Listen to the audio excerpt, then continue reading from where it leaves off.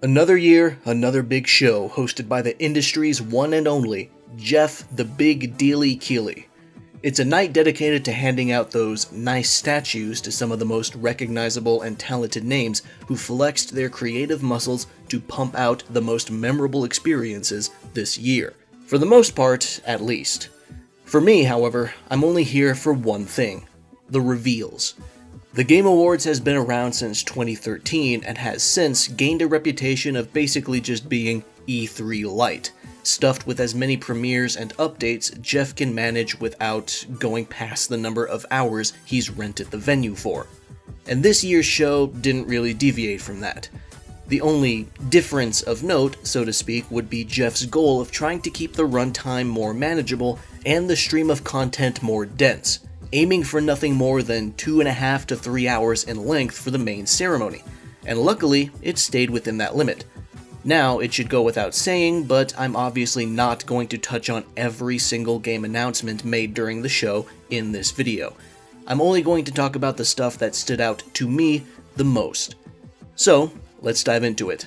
During the pre-show before the main ceremony, there were a couple of notable things, such as a gorgeous new trailer for the eye-catching Replaced, with its 2.5D retro-futuristic art style. Then we got a new trailer for Street Fighter VI, featuring returning character DJ and new characters Manon, Marissa, and JP, who all look really cool in their own different ways. Manon stands out to me the most because she looks like the closest to being a character I would enjoy the feeling of playing, but of course I'll have to wait and actually play the game to find that out. After that, we dove into the actual awards ceremony, and the first premiere of the show is the reveal of Hades 2. And as someone who really enjoyed the first game, I have no doubt this'll be great too. And then there was Judas, the new game from Ken Levine's new studio, Ghost Story Games. Or rather, it's a rebranding of Irrational Games after a significant restructuring cut down their workforce by a huge amount. The trailer starts off with a reminder that this is from the creators of BioShock, and the fact is very apparent very quickly because the overlap in gameplay mechanics between Judas and BioShock is already clear.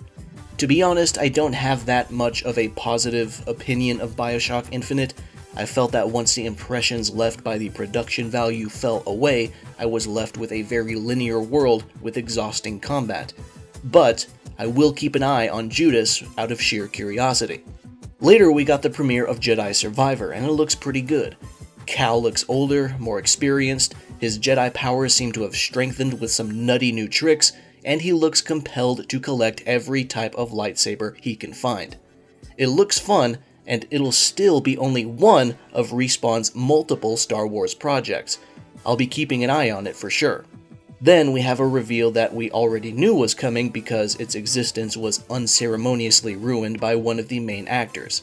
Death Stranding 2. Kojima's friendship with Jeff is pretty well documented, so it's no surprise that the game would debut here. And man, this trailer showed way fucking more than I thought it would. And of course, it was edited by Kojima himself. It starts off showing Louise being looked after by Fragile, who seems to be healed from the timefall effects she suffered in the first game, which is a pretty fucking big detail that is left up in the air currently. Suddenly, her compound is infiltrated by enemies who shoot her off her bike as she tries to make her escape, causing her to lose her grasp of Louise, who is presumably taken by the masked enemies. A sort of shadowy BT-like version of Louise suddenly materializes within her old container, and we're introduced to Fragile's new company, Drawbridge, and reintroduced to an older, grayer Sam. They watch this gigantic ship emerge from an oil lake, and it seems like this is how Sam's new adventure begins. After that, though, we hear a familiar voice, Higgs, in a seemingly new body, armed with a guitar, or a guitar-shaped tool or weapon of some sort, singing BB's theme, backed by a group of ominous-looking dudes. The weird detail here is that Higgs has hair that is strikingly similar to Amelie's, and he's also wearing her quipu around his neck, but the footage cuts before we can see his face.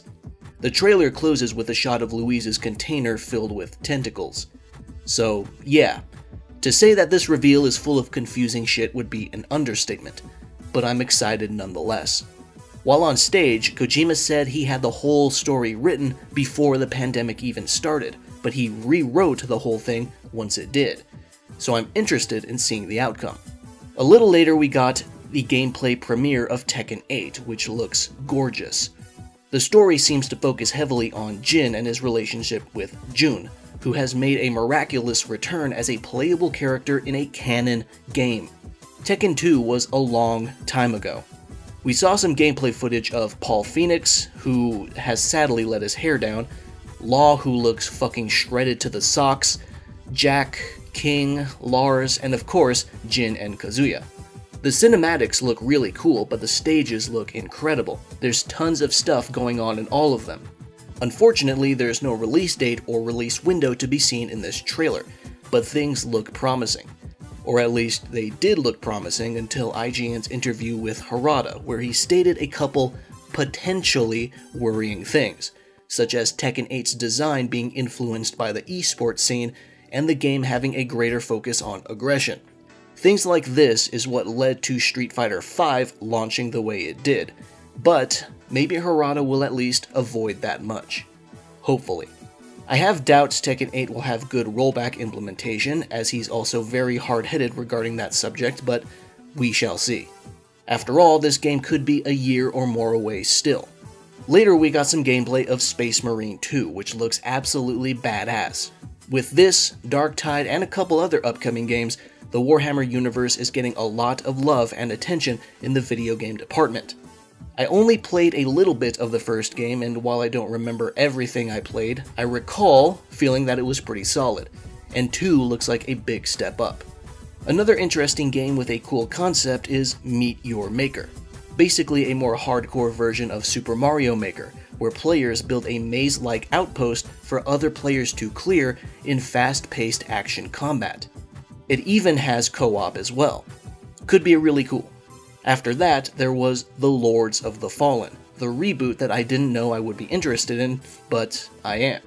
Now, I never touched the first game as it got fairly lukewarm reception. Some stand by it pretty staunchly, while others consider it a bargain bin Souls-like at best. But this new installment seems promising. I'm especially interested in its super gritty dark fantasy look with a lot of religiously inspired armor and imagery, so at the very least it's got art direction down. The gameplay seems alright, but I need to see it uncut and preferably with the HUD to get a grasp of it. I'm definitely keeping my eyes on it though. A bit later, we got more footage of Cyberpunk 2077's upcoming expansion, Phantom Liberty. I haven't touched the game since my review of it, and I know I stated at the end of it that I would keep it installed and play more as updates came out, but my desire to commit to that very quickly died out and I uninstalled anyway. I've been watching the updates release and I've been reading the patch notes, and I've decided that once Phantom Liberty comes out, I'll hop back into the game, and possibly start a new character from scratch. That being said, Phantom Liberty does capture my interest, especially since they've added much more star power to the cast with Idris Elba, who fucking rules. Hopefully this DLC adds not only extra story content, but additional story consequence for the choices you make.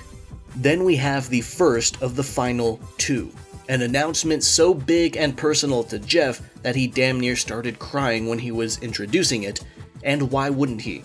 It's a huge reveal and it somehow didn't fucking leak. Armored Core 6, Fires of Rubicon. It had been rumored for years that FromSoft was working on a new Armored Core game. Personally, I recall the rumors going as far back as early 2016, before Dark Souls 3 even came out. But now, with their biggest project to date, Elden Ring, finally out, they can shift their focus to their next big project, and it is definitely this. Armored Core is the series that propped From Software up long before Demon's Souls graced our PlayStation 3s.